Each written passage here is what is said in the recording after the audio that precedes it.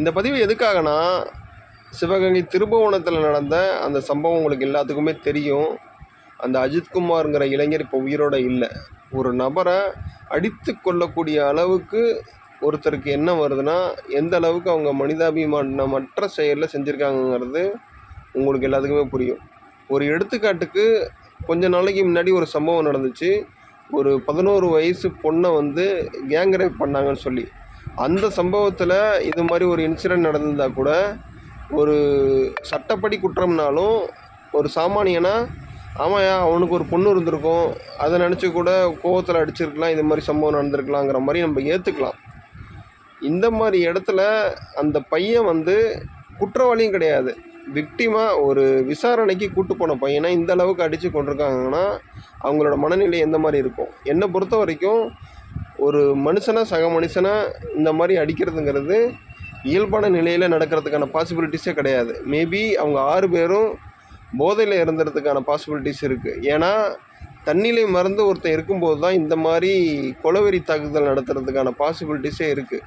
அதனால் சொல்கிறேன், அரசாங்கங்களுக்கு காவல்துறை தன்னோட டியூட்டி டைமில் மது அறிந்திருந்தால் அவங்களுக்கு சட்ட ரீதியிலான சஸ்பெண்டோ இல்லை வேறு விதமான நடவடிக்கைகளோ இருந்தால் மட்டும்தான் மேற்கொண்டு இந்த மாதிரி சம்பவங்கள் நடக்காமல் இருக்கிறதுக்கான பாசிபிலிட்டிஸை க்ரியேட் பண்ணவே முடியும்.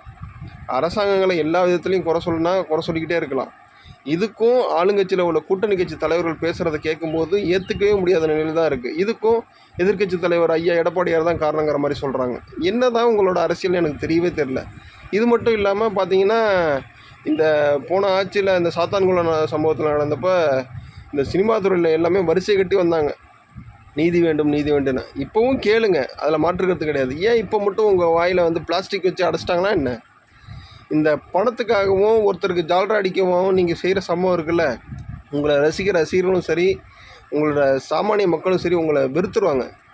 ஒரு சம்பவம் நடக்குதுன்னா என்னை பொறுத்த வரைக்கும் எந்த விதமான பாரபட்சமும் இல்லாமல் நடந்தால் மட்டும்தான் அது நீதியான சம்பவமாக நான் நினப்பேன்.